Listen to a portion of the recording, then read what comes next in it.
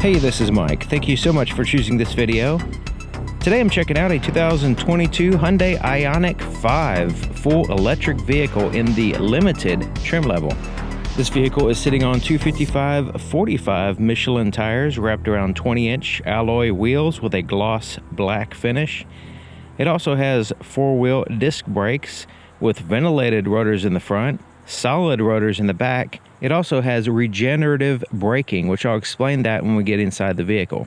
The name of this color is Shooting Star, which is a $1,000 upgrade for this color, but it does look fantastic. It's like a matte silver machine type color, and it goes well with the typical silver that's included with the trimmings of the vehicle. It's hard to, I don't know if the camera is doing this color justice, but hopefully it is, but it's definitely a sight to behold in person. It's a really nice color. So here in the front, you can see it has like this, the design to make it look like a machine or a robot or some kind of new retro style. You know, it doesn't look like a face like you would normally see like a vehicle have with a grill in the middle and all that stuff. That Shooting Star color, you can see it's right in here, and because it's together with the silver is on all the colors. It kind of blends in. Now you do have the parking sensors integrated in the silver area. You also have these louvers that open up when the vehicle needs cooling. They're closed now. This portion is a gloss black plastic, and basically what it does is it continues around with the headlights, giving it a continuous look. Looks great. You should check out my night video too, showing all the lights, because right now you can't tell, but there is lights that are integrated into this portion right here. This center black bar also serves as a status bar of your battery while you're charging, which is pretty cool. And you can see how integrated the front camera is. It has 4 cameras on this vehicle. There's one of them. There's one on each side, underneath each side mirror, and one in the back. But it's nicely integrated in the very center. Now the headlights are really cool looking at night.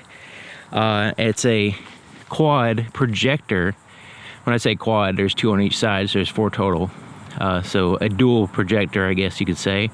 LED system with a really nice daytime running light LED, like U square shape with little pixels in there, so what it's intended to look like anyway. And it gives it a very retro cyber look, which is really cool. Looking at the profile, it looks like a small hatchback car, but it's actually a pretty good size, what they're calling a compact crossover vehicle, but it's kind of like a blend between the both of them. It doesn't look overly big, but it definitely looks smaller on camera and in pictures than it actually is. It's very roomy on the inside, which is one of the pluses here with the little bit larger vehicle. But it has, you can see it has like this black strip here on the side, continuing up here in that silver portion. That same silver portion continues around each wheel well, and it has like these little throw designs on there, kind of like similar to the wheels, kind of matching the wheels, where it has like a saw blade type design. Really cool. Definitely gets your attention. The upper portion of the side mirror is body color. The low portion is gloss black. The pillar here is a gloss black, and then you have privacy glass here in the back. It also has a shade on the inside of the window as well to help out with light getting in. Now there's a gloss portion here to kind of extends, makes the window, the glass there in the back look a little bit wider.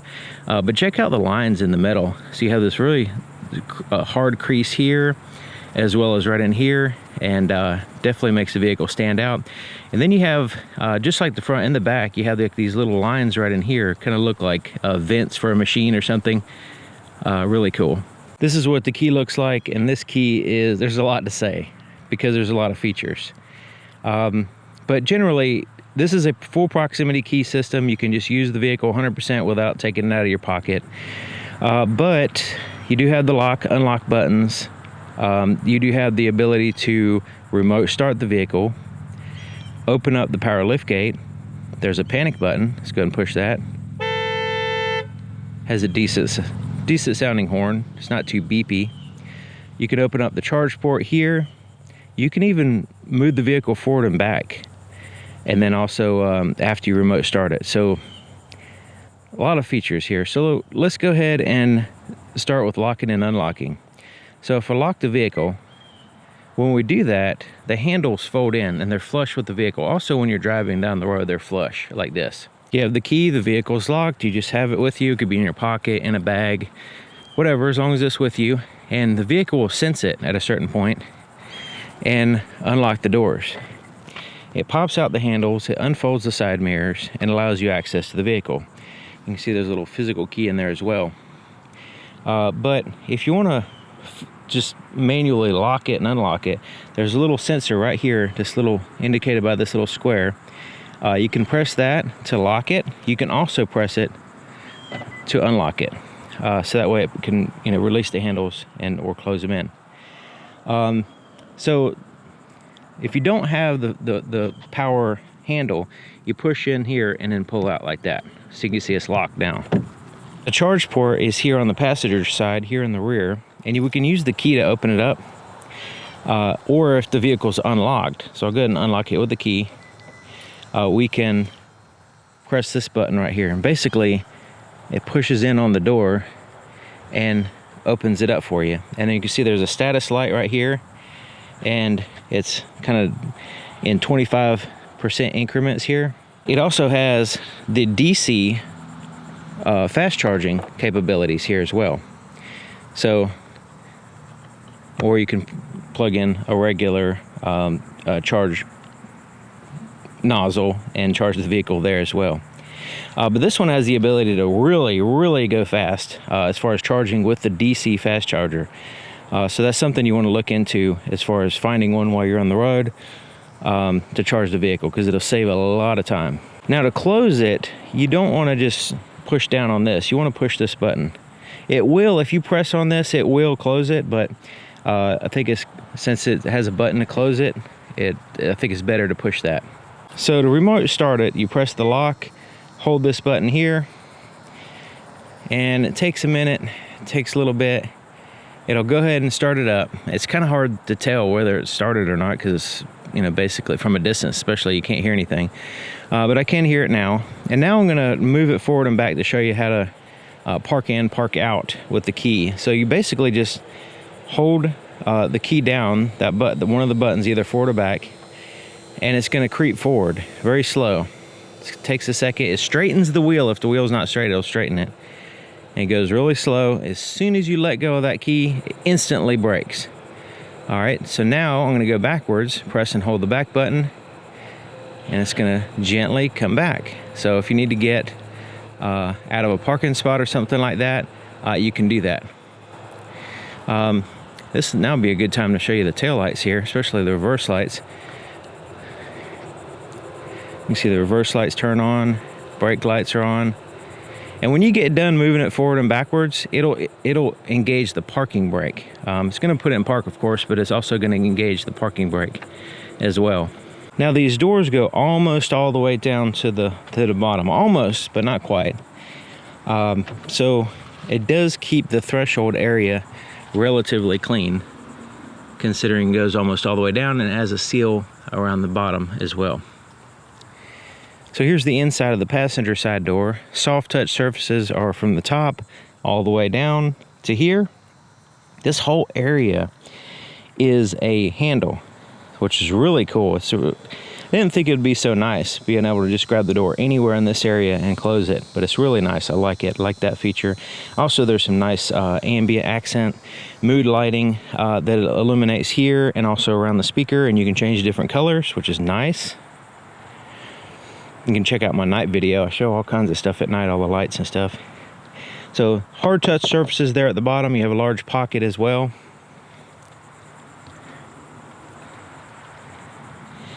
Ioniq 5 badging here, a little sill plate and threshold. Passenger seat is powered. It has a two-way lumbar adjustments, tilts, also a power forward and back, and raise and lower and tilt the seat. So it has full functionality basically for a passenger seat, which is nice. These are also heated, ventilated seats, driver and passenger. Nice perforation and stitching, pretty neat looking piping right here as well. Perforations there, and then you have little squares. It's like little square digital pixels basically, adding to that kind of retro look. Really comfortable seats.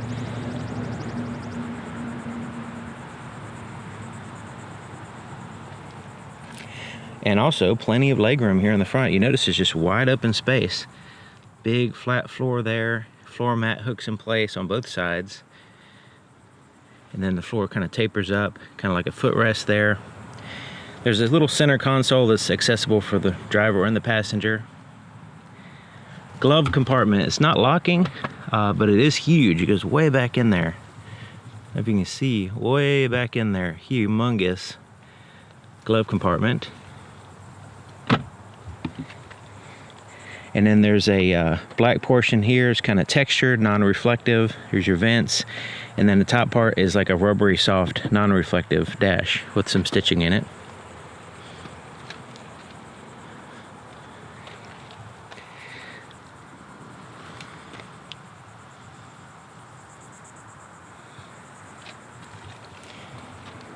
The amount of room in this vehicle is kind of ridiculous, especially when you think it's like a small hatchback vehicle, and then you get inside and you're like, wait a minute, this is huge as far as the room inside.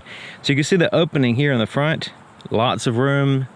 I'm not bumping my head getting in and out. The height off the ground is really nice. So you can just kind of like get right in without climbing in or falling down in or whatever. Swing of the door is nice. Same thing here in the back. Very little difference as far as you see some tapering there, but as far as getting in and out, I'm not ducking my head and not having a problem with the door swing or anything. It's just lots of room, and when you get inside, it's, you know, it's just a pleasure all around. So here's the inside of the back door. You can see it has a shade and very similar styling as the front, with the ambient lighting as well. Another sill plate back here. This back seat is basically a bench seat. You can recline the seats. You can also fold them down. There's a center armrest, which folds up out of the way. Very comfortable back here as well. And part of the reason why it's so comfortable is you have plenty of legroom and a flat floor as well. So just a completely flat surface to put your feet on, get comfortable. There's a net pocket on the back of the front seat. Now you notice it has some the simulated leather there, and then the cloth back here, and then you have the hard touch surface there, and the net pocket on both seats. 2 USB charge ports and a little storage pocket. You're probably wondering where the climate control vents are. Well, they're actually here on the side, right here. So you can blow right on you instead of on your legs or whatever. And like I mentioned, these seats fold down to add to your cargo space. Also, when you fold them down, they lock in place, which is good, I think. Makes it a little bit harder to manipulate the seats when they lock up and down, but it does lock. And they do recline slightly as well. A power inverter, a 16 amp power inverter here under the seats in the very center, the outlet, and you can use that as a vehicle to load is what they call it.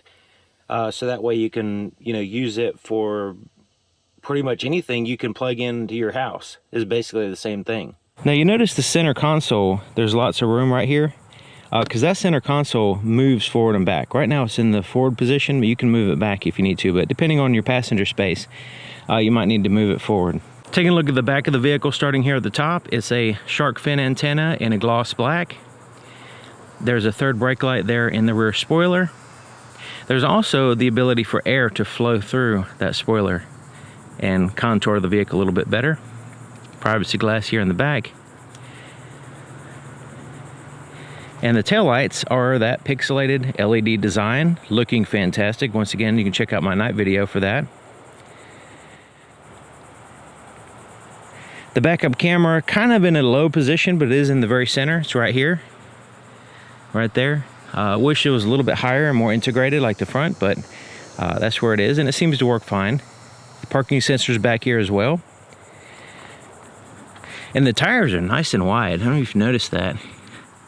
I already told you the size, but just looking at them, they're nice and wide. And the vehicle handles well, quiet. It is an excellent vehicle, in my opinion. Okay, so open up the power liftgate. We can, of course, use the key, like I showed you, or there's a button a little bit to the right of that camera. You just push that and it'll lift up.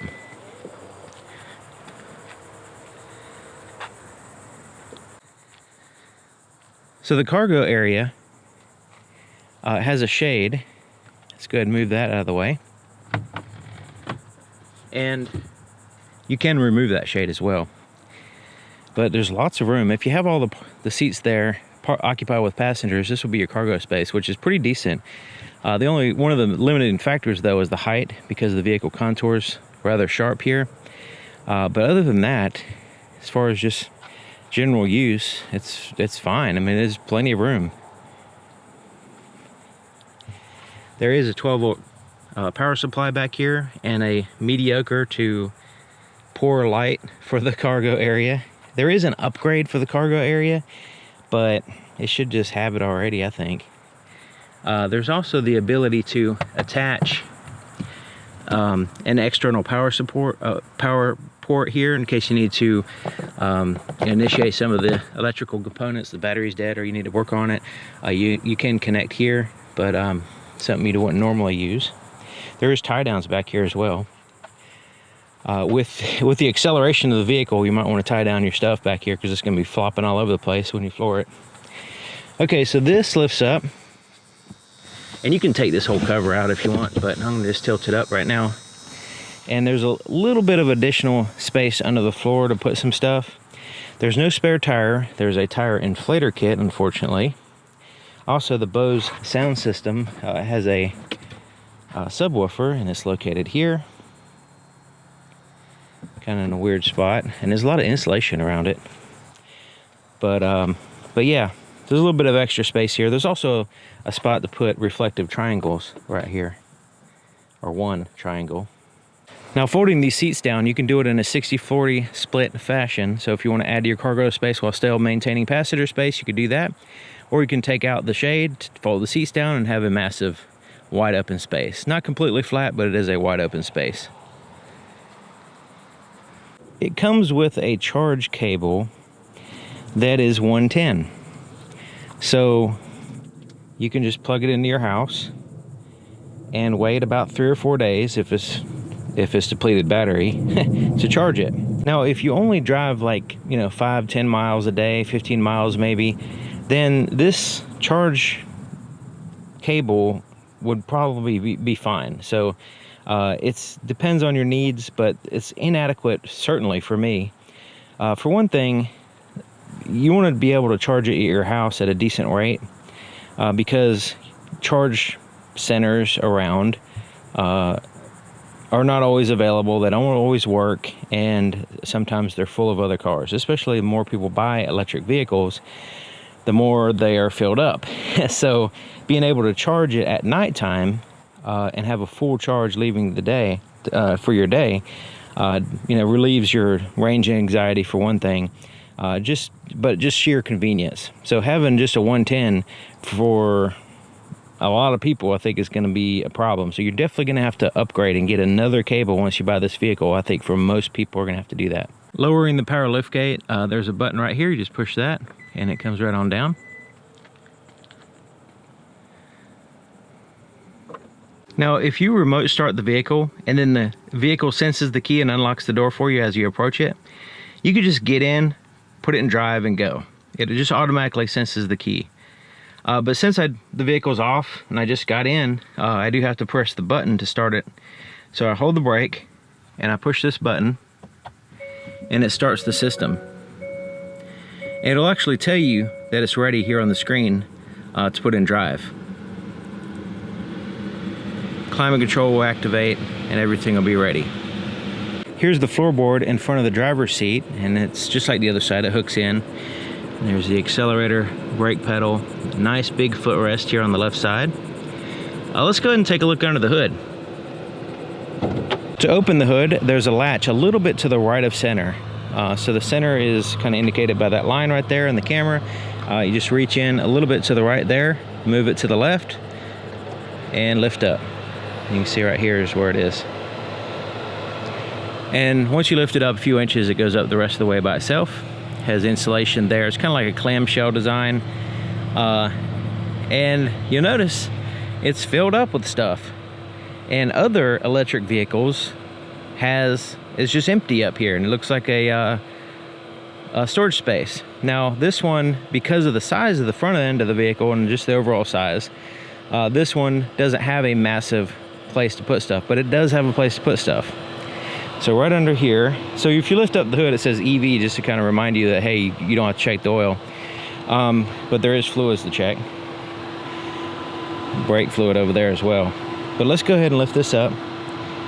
And there's this little compartment. When I say little, it's little. But this would be a good spot to maybe put charge adapters or possibly a charge cable in here, something like that.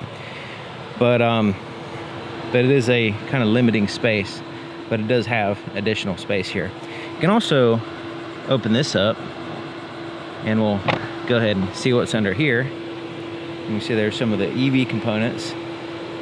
This does have some insulation underneath it. Here, fans running and stuff. The fans are for the cooling the system, but also for the climate control. And what I understand, this vehicle has like a heat pump system for the climate control, and it works great. I don't know what it is, the exact technology. Maybe it is a heat pump, I don't know, but that's what I heard. But it actually works really good. And it's summertime now, super hot summer, 2022 summer. Everybody should be aware of that, I think. But it does a great job. I mean, it feels like evenly distributed air and cools the entire cabin well. And you kind of get cold and you got to turn it down, and you just feel comfortable. It's a really good climate control system. So now we see you can see these louvers are now open, sucking in some air for cooling there. The inside of the driver's side door is just like the other side, except for it has a few more buttons. So there's two presets for the power seat. For the driver's side, you can lock the power windows, but the front two are automatic, one touch up and down. And it is laminated glass as well. So it has 2 panes of glass with an acoustic material there on the inside. And this vehicle is quiet, so it does a really good job. Not just the glass, but the entire vehicle as far as keeping noise out. And you're able to just kind of listen to the radio low and have a conversation without hollering at pretty much any speed. It's really impressive. There's also a really good blind spot and rear cross traffic alert system. The indicator is on the side mirror, but it's also on the screen, and the heads-up display has really nice animated alerts and stuff on it as well. Door lock controls, side mirrors are adjusted here. You can also power fold the side mirrors as well manually. But when you lock the doors, they can fold in as well. Okay, so the seat, the passenger side seat had a lot of functionality, didn't it? But the driver's seat always has to one up, almost always has to one up the passenger side. So we have the two-way lumbar adjustment, the tilt the back, forward and back, up and down, all that stuff. But you have the ability you have this little thigh extender. It's actually like a leg rest more so.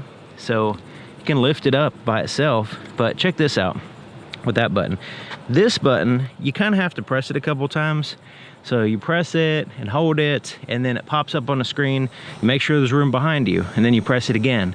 And what happens is it moves the seat backwards and starts tilting it like a recliner.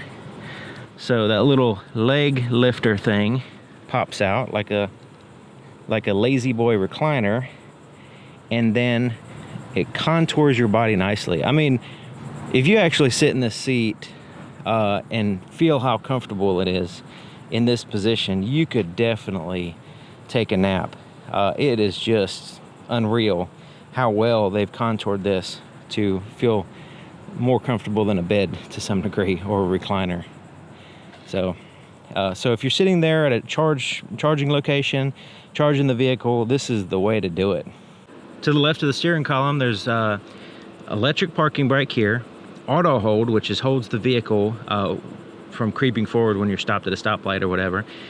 Dimmer switch for the interior gauges. You can turn off the traction control only if you want to spin tires. And this vehicle is very powerful, so I don't recommend turning that off unless you really have to, like you're stuck or something. You need to, for whatever reason, I don't know, but you know, you don't want to. The default is on. I wouldn't turn that off unless you absolutely have to. Push and hold that to open up the power liftgate. It has a tilt and a telescoping steering column. Kind of stiff, but it's nice. There's how you lock it. Before I put the shade up, I want to talk about the heads-up display.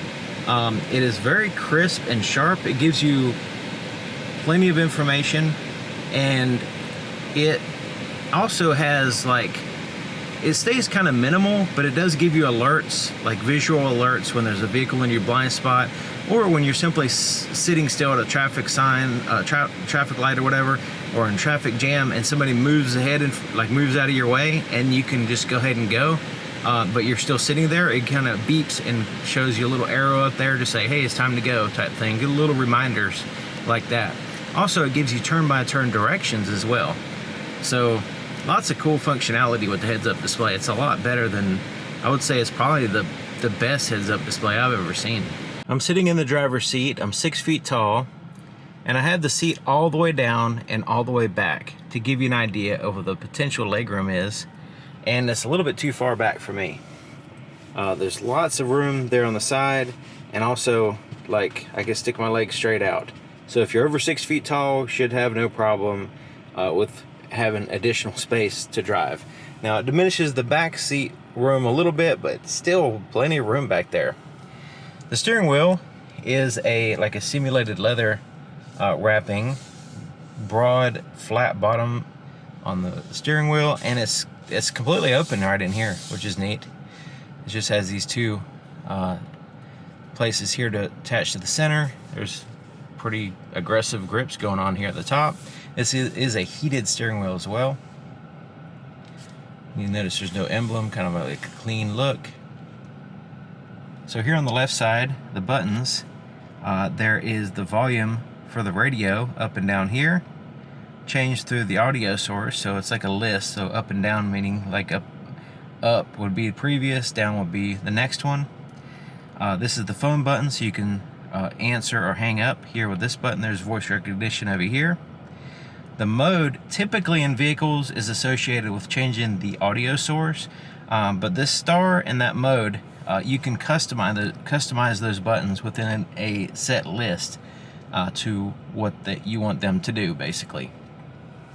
Here on the right side is the cruise control, and this portion is the cruise control. And so basically you turn it on, and that sets it as well when you start driving. You can change up and down the speed if you want to. Pressing in on this button has a pause and resume, basically, so you can stop and then resume. You pause and resume.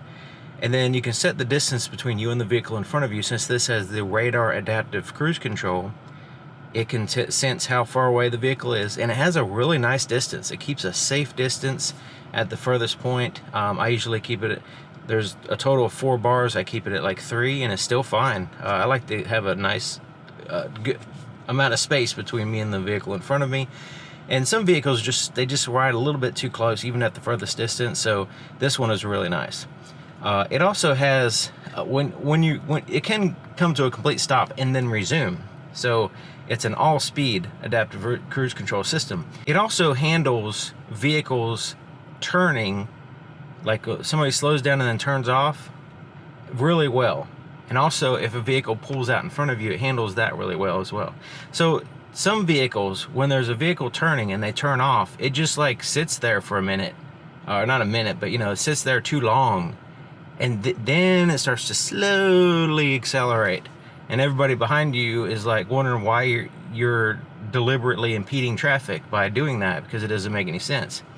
If you allow the system to do that, then it's kind of like, you know, it's not very polite for the people behind you. But this system, when the vehicle turns off, it can recognize as soon as the vehicle's out of the way, and it resumes properly, just like as if I was driving. Or if somebody pulls out in front of me, it slows down at a reasonable rate. It doesn't just slam on the brakes and flip out. It slows down at a reasonable rate, and it does it in a way that's as if I was doing it myself. So it's really good. Similar with the lane keep assist system, you can turn it on here, and once it's on, it handles the lines on the road. It keeps you within those lines. It's fairly aggressive if you're sometimes it kind of fights you a little bit if you're trying to like hold the steering wheel too hard. Kind of like just ease your hand on the steering wheel and let it kind of do its thing, and it does a decent job. Also, if you put the turn signal on, it waits a little bit too long to change lanes, but it actually changes lanes for you, which is pretty neat as well. But you do have to keep your hands on the wheel. But you know, it's tempting for me to fight with the system, because some systems they don't work very good. So I have to kind of like, you know, actively steer anyway. So I just turn that system off. This one actually handles it pretty good.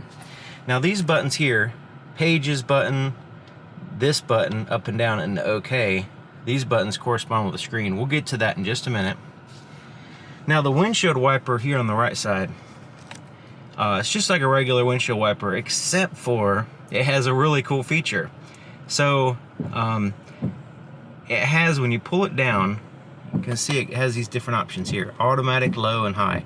This automatic function is so neat because you can just leave it there, and even when it's not raining, and when it starts raining or misting or whatever, any kind of moisture on the windshield, it will use the speed appropriate for the amount of water on the windshield, and it works really good. I went through a storm, and I'll have a link to a separate video, because this is several minutes long of me going through the storm, and you can see the windshield wipers going fast, going slow, and then eventually I go on the outside of the storm and they just turn off, and it's like perfect. You don't have to even, you know, worry about adjusting it at all. The automatic function works great. Really like that.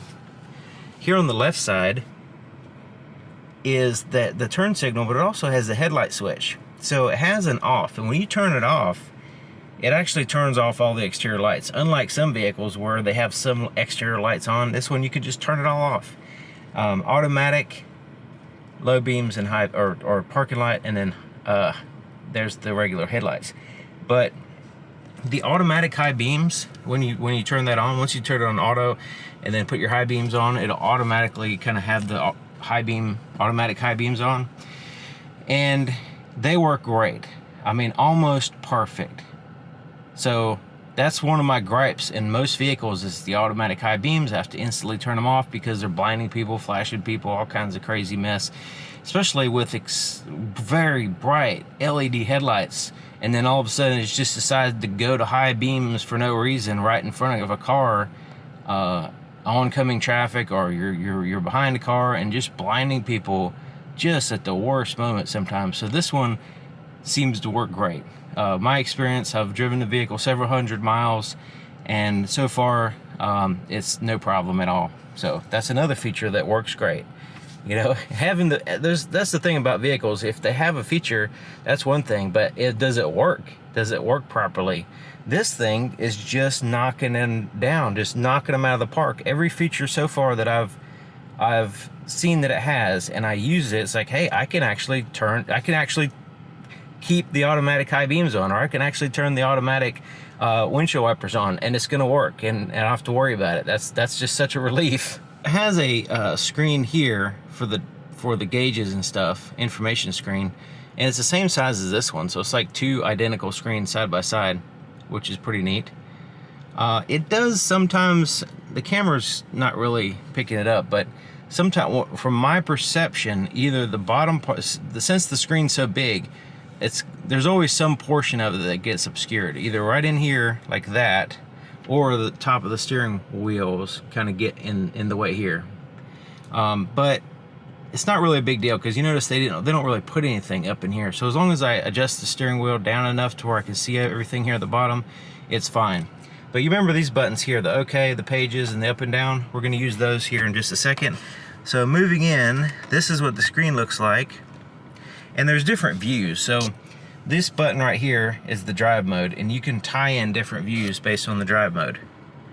So let's go ahead and go through that right now. So we have Sport, so it has like a red design here, Eco, and Normal. And also, if you press and hold the drive mode, it'll go into Sport, it's Snow mode. So it'll just pop up and say Snow. It's not really changing the view. Alright, now it just shows the range the vehicle has, the speedometer there. So it shows the little ready icon letting you know the vehicle's ready to drive. Below that is like your cell phone, how much battery percentage you have. Right here is the level of regenerative braking. So when the vehicle slows down, when you let go of the accelerator, or when you push the brake, it's going to slow down the vehicle and use that momentum, that energy, to recharge the battery, like a generator.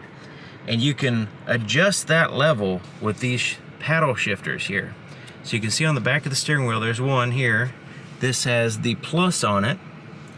This one has the negative. So if we want to change that up, we can lift this, go to the next one. Well, as we're driving, we can increase the amount of regenerative braking or reduce it. We can also reduce it, depending on what drive mode we're in, to 0, to where the vehicle is just coasting when you let go of the accelerator. But there is, usefulness to both. Like if you're going down a steep hill and you want to, increase the regenerative braking to slow the vehicle down and also use that momentum to charge the battery, so you keep you from flying out of control, going too fast. That's a great feature. But being able to adjust the regenerative braking using the paddle shifters, similar to like you're changing gears in a way, to some degree, it's really nice. Really like that feature. I think more electric vehicles should have that option.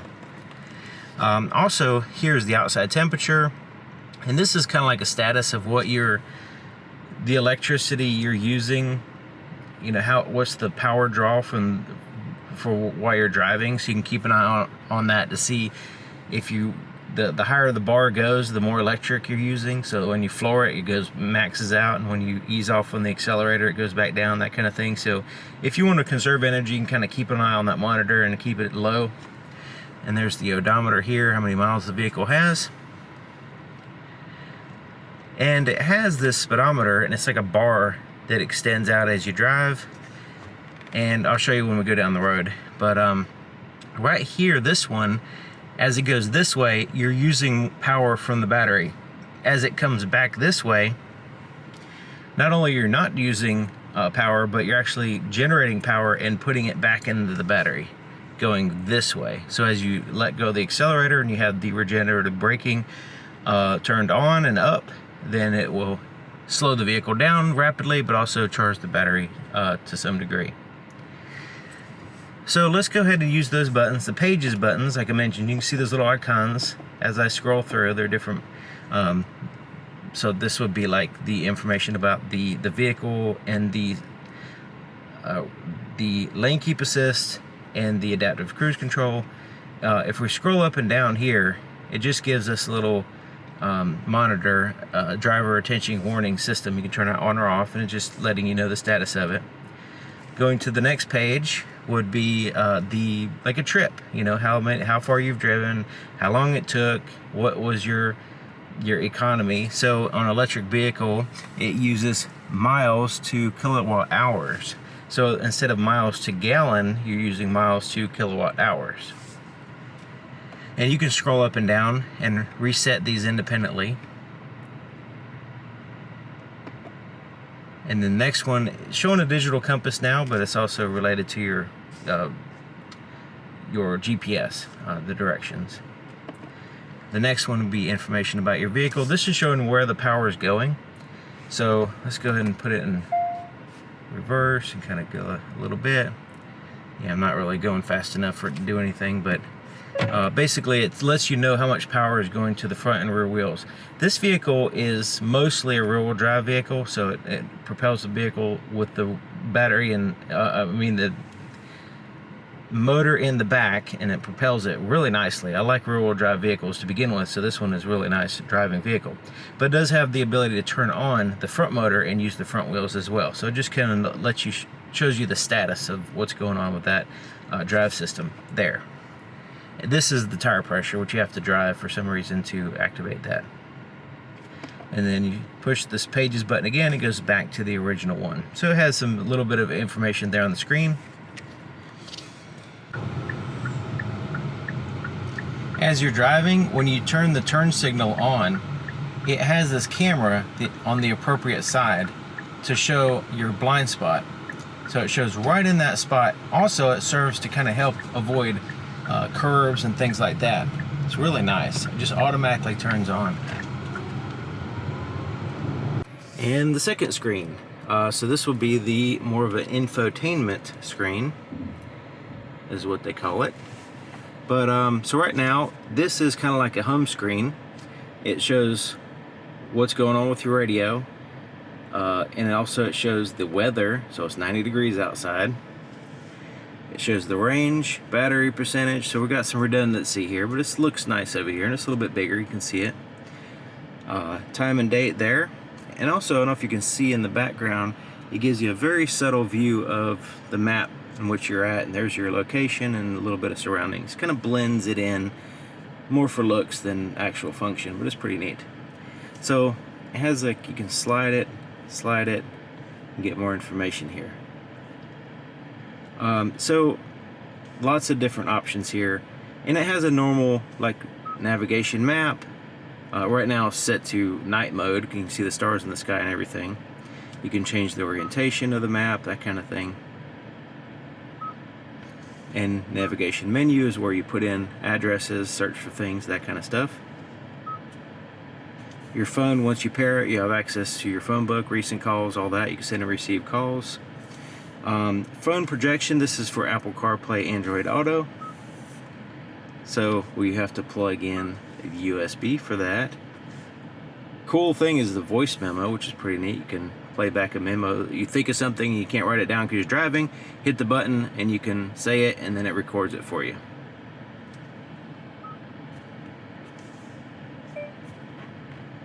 Check out Mike's Car Info on YouTube. Mike's Car Info on YouTube.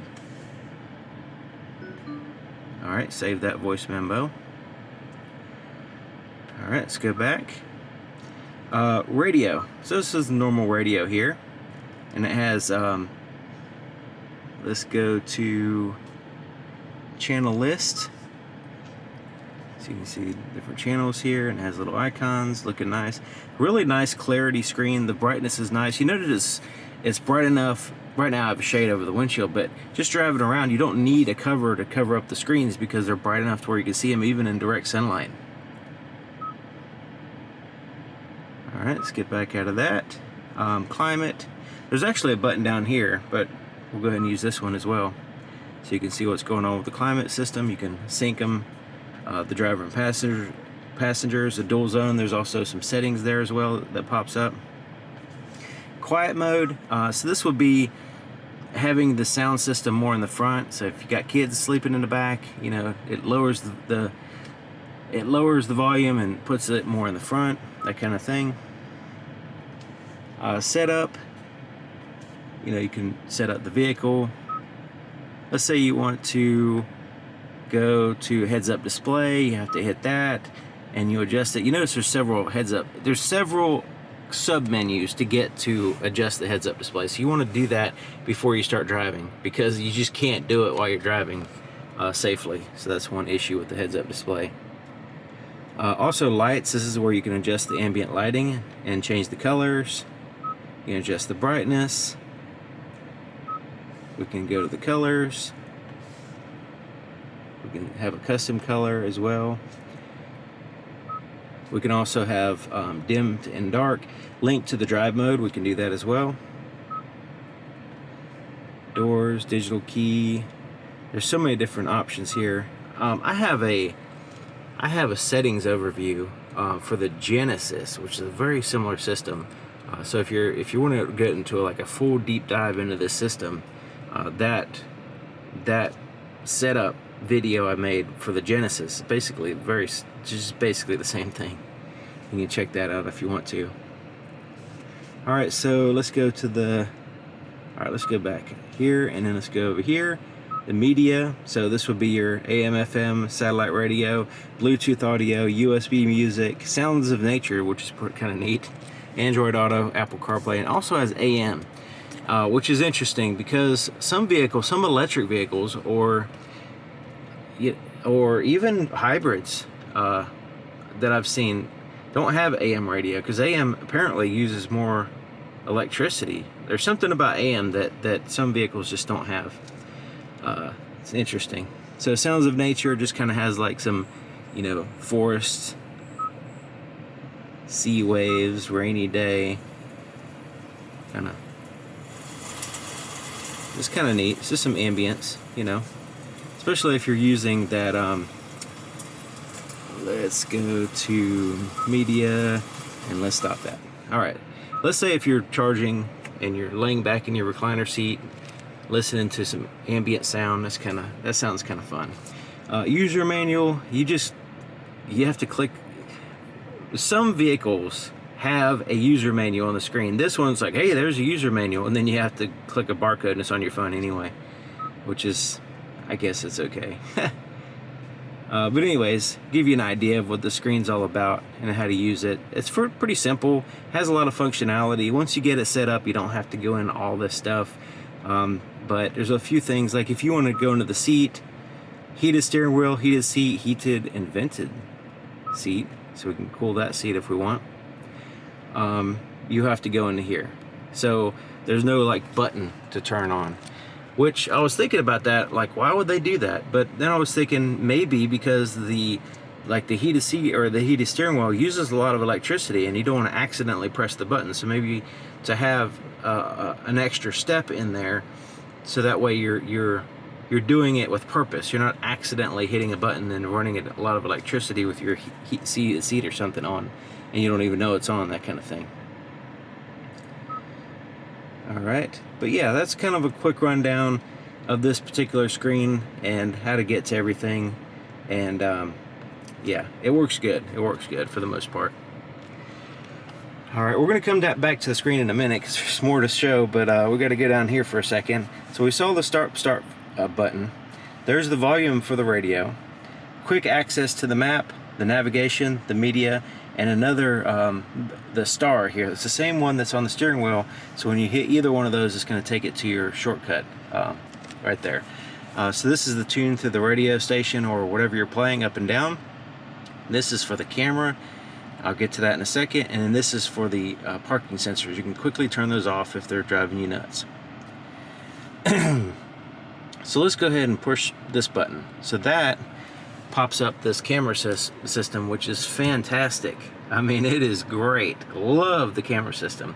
The clarity, the just everything, the colors.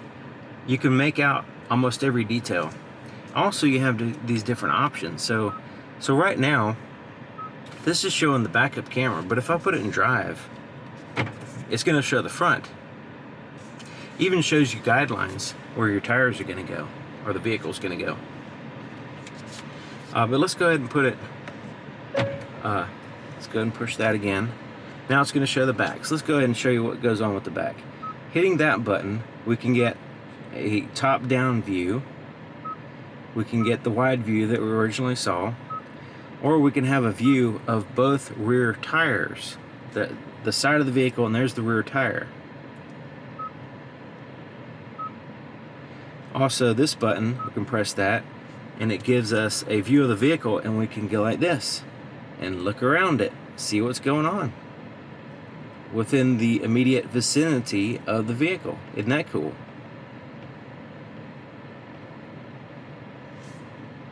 All right. Now let's go and see what goes on in the front. So the front has the same kind of deal, except for you got the front top down, the front wide, and the front wheels. So now these are the front wheels. So you can see as I turn the steering wheel, you can see them popping out. And this is where, like, if you're getting close to a curb or something like that, you can have certainty on where your wheel is relative to whatever you're trying to avoid, or, you know, drive over, or whatever the case may be. You know, you still have that feature as well, where you can look around the vehicle. And then you have these settings right here, which you can toggle on or off. Go ahead and put it back in park. But yeah, the camera system's fantastic. It really has good clarity, even in low light, daylight, pretty much all the time. You just keep those little cameras clean and dry, and you can see great. And you know, to see what it does is it uses these 4 cameras and stitches the view together. And look how straight the lines are, and how just the clarity's nice. I mean, you're not gonna have any problem seeing it. Also, it's a decent size, so it's pretty good size. So as you're here driving, you can still see it pretty good. It's maxing out the screen, at least to where you can see. It's not like small on the screen somewhere like some vehicles. So I really like the camera system in this vehicle. Okay, so climate control. So we saw the climate control on the screen, but we also have it down here. So we have a dual zone driver and passenger, temperatures, fan speed, where we want the air to blow. We have an automatic, high, medium, and low automatic. We can adjust the fan down again. We can pop up that climate screen that we saw before by pressing that button. Does the same thing. Hit the warmer. This actually is for the heated seat, cooled seat, and heated steering wheel. Pops that up. Let's go ahead and turn that fan down a little bit more. And then the front and rear defrosters recirculate the air. And if you want to, right now the driver and passenger synced. If you want to unsync them, you simply just start adjusting the passenger side temperature and it'll unsync it.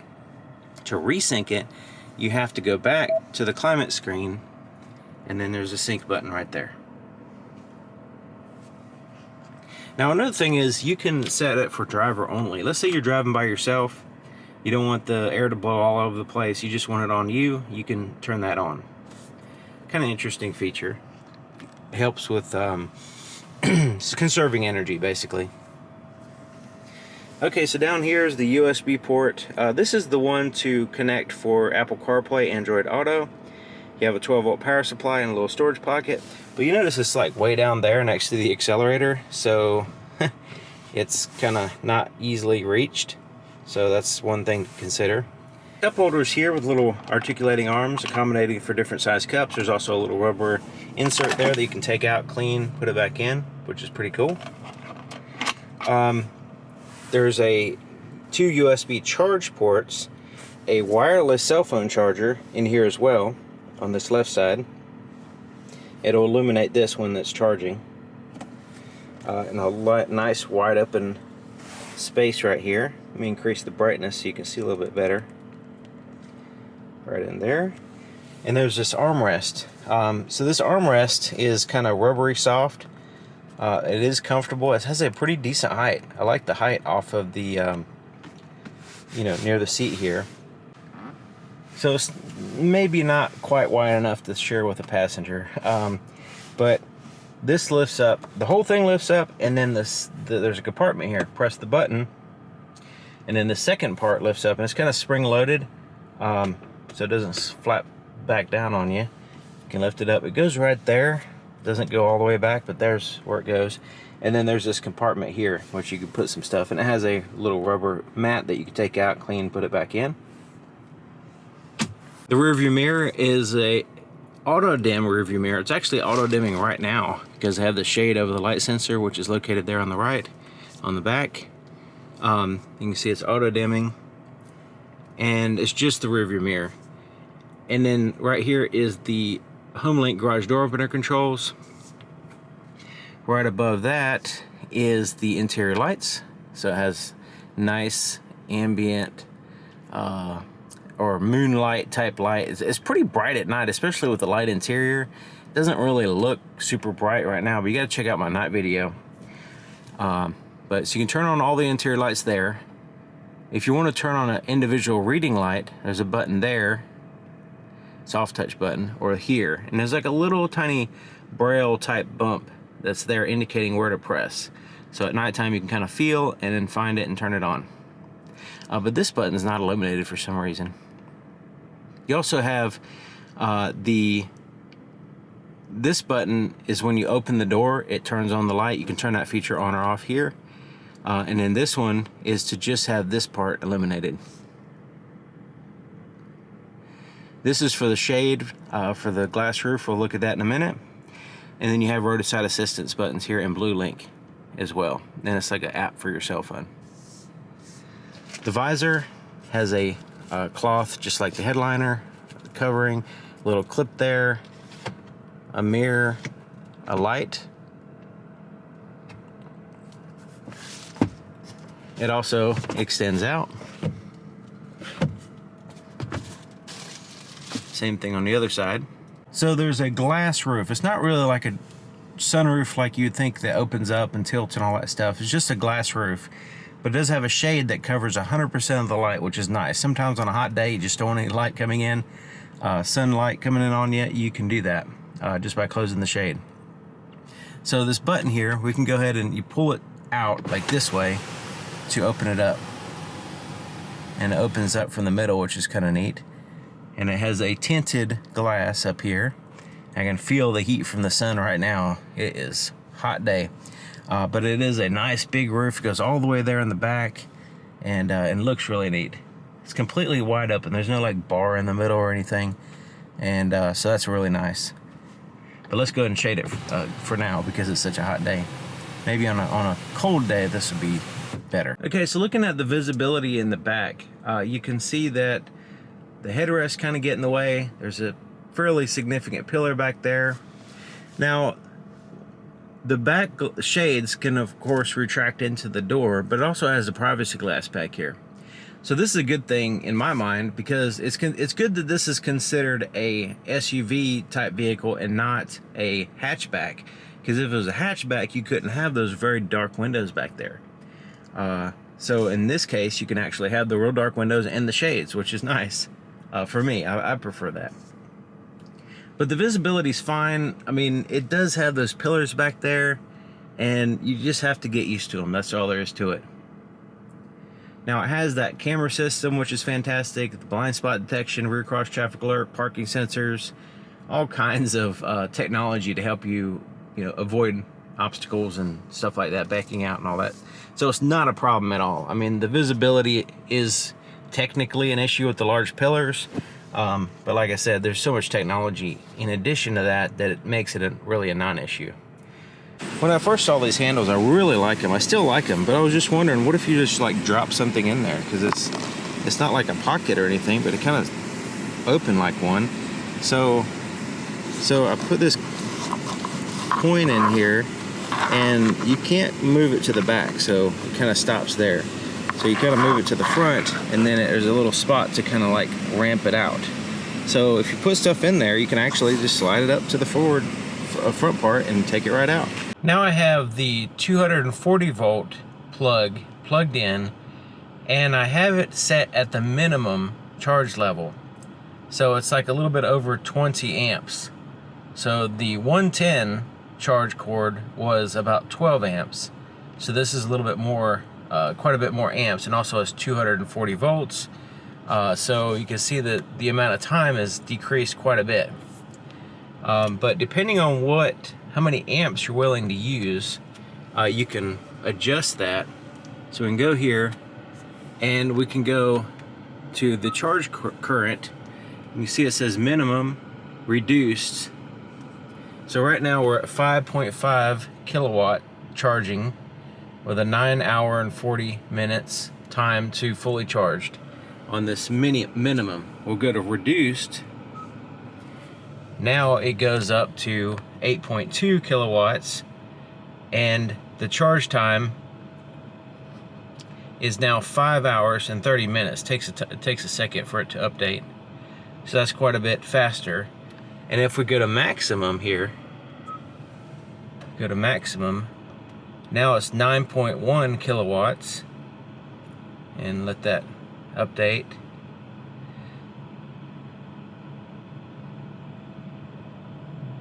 So now it's 4 hours and 55 minutes to a full charge.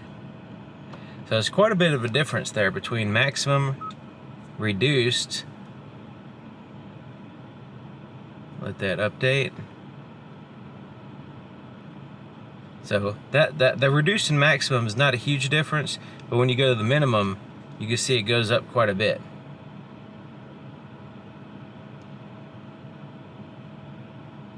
Nine hours and 40 minutes. So yeah, it's almost double, basically double by putting on the minimum, but you're using less power. So if you're connected to a circuit that can't handle the full 40 amps at the same time, like it pops the breaker or something, you can reduce it down and still have a reasonable charge time compared to the regular outlet. Also here on the max percent charge for a DC charger or for an AC charger, you can reduce it. You don't have to charge the vehicle all the way to 100%. And for the longevity of the actual battery, probably a good idea to not charge it to 100% all the time. Charge it to like 90% or even 80%, depending on how many miles you're planning on driving on a regular basis. So like say you charge it, say 80% every day, but then you're going on a long trip or something, you can go ahead and put it to 100. So that way it puts a lot of stress to cram the battery full. And to hold out all that energy puts a lot of stress on the actual battery. So having that reduction, and also not having it too high, but not also letting it go below 10. You want to keep it in a healthy middle range as far as the battery charge. So being able to reduce it is a good thing for longevity of the battery. Now while it's charging, if you try to put it in gear, it just won't let you do it. The vehicle will not go anywhere. You can't accidentally put it in gear and try to drive with it plugged in. You do have to unplug it, and then it will allow you to drive the vehicle. Under the vehicle settings, I think this is one of the things that you need to pay attention to when you first get the vehicle and set it up the way you want it.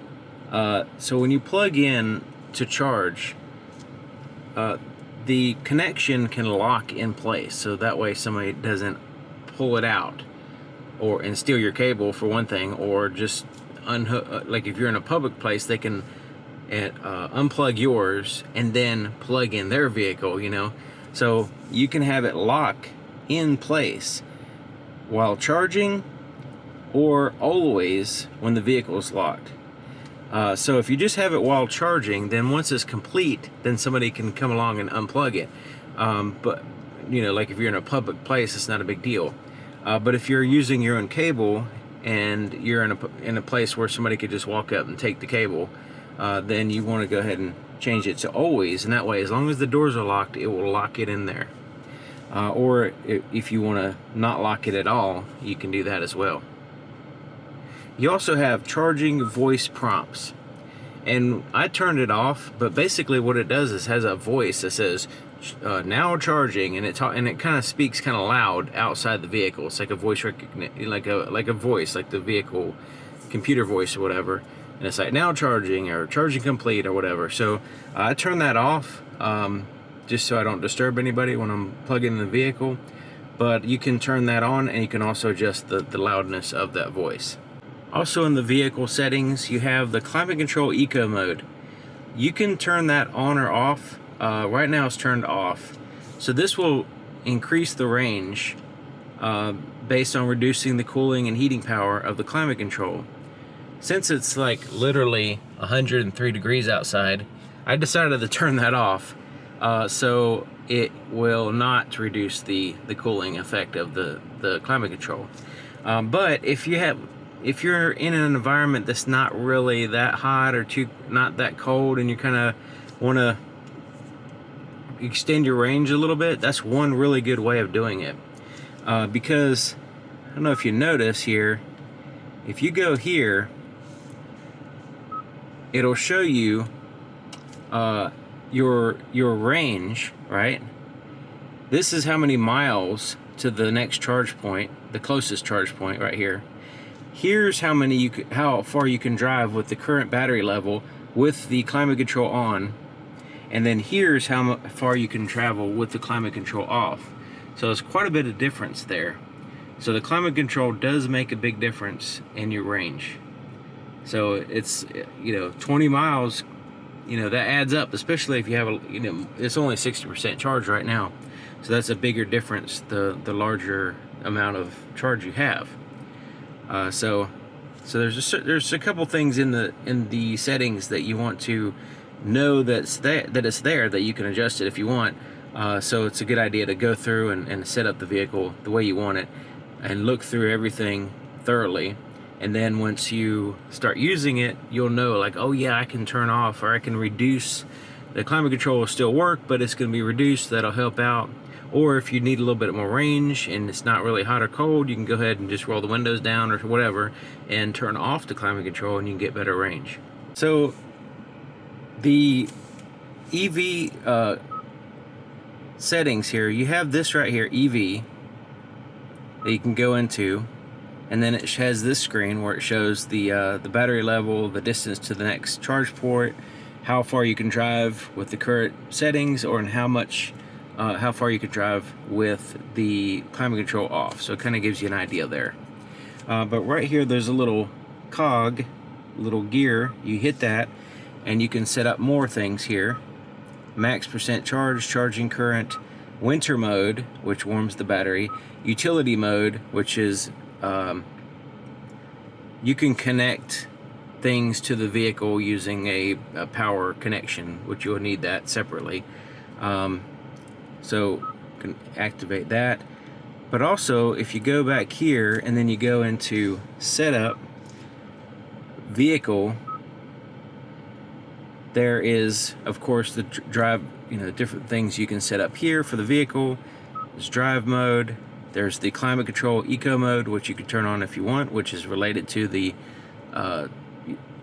EV system. Eco vehicle right here. Smart regeneration system. We can set that up. Medium deceleration. Charging connecting locker mode. We can set that up. And then we have the voice prompts for charging right there. And then you can adjust your heads-up display, cluster, climate, seats, lights. This is where you can do your ambient lighting as well. Your door. This is pretty cool because you can turn on or off the feature to unlock the doors when you approach the vehicle with the key, that kind of thing. You can even adjust the power liftgate opening speed and opening height. All right. Also remote window control. Digital key there. Convenience. You can, so the wireless charging pad, you can disable that. So if you don't want to have if you want to put your phone there, but you don't want it constantly trying to charge your battery, your battery on your phone and draining your car battery, you can turn that off. So you can see that some of the EV settings are within this part, and some of them in the vehicle setup, and then vehicle, and then some of them are in this EV icon here. Okay, so there you have it. Thank you for watching. This is a very impressive vehicle, and I really like a lot of the features it has. I like the style it has, the acceleration. It's a quiet, fun vehicle that's feature rich, and the features actually work, which is great. They work perfect. So I'm really impressed with it. Very impressed with it. So let me know what you think in the comments, And thank you again for watching. I'll see you next time.